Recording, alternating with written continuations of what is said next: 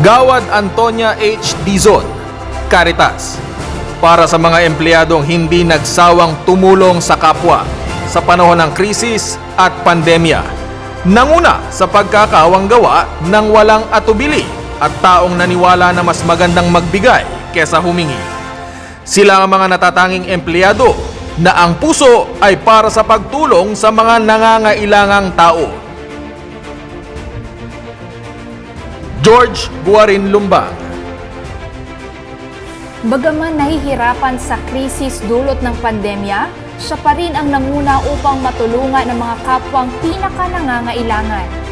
Maituturing na pasimuno sa Caritas sa gitna ng pandemya ang HR staff na si George Buarin Lumbang.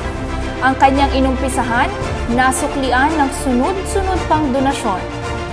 Nitong Mayo, inumpisahan niya ang pagkalap ng donasyon para sa mga empleyadong naapektuhan ng pandemya. Dahil dito, naantig ang damdamin ng mga Crusaders kaya naman ang first wave of Caritas umabot hanggang fifth wave.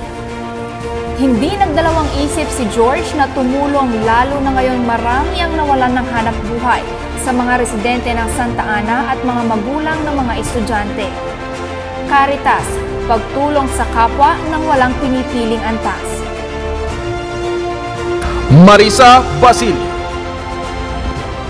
Nagsilbing ina hindi lang ng mga estudyante kundi pati na rin ng mga taong hirap sa buhay.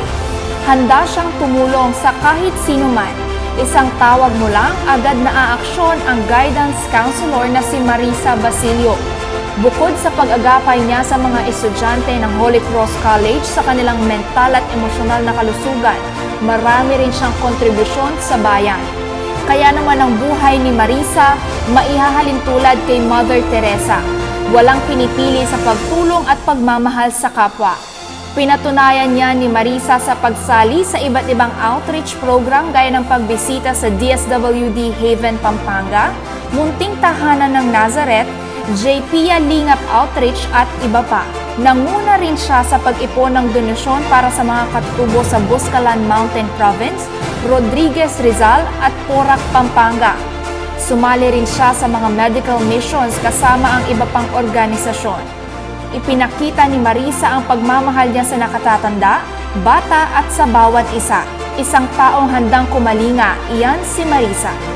Caritas para sa empleyadong naging ina na hindi nag-atubiling magmahal at tumulong sa iba.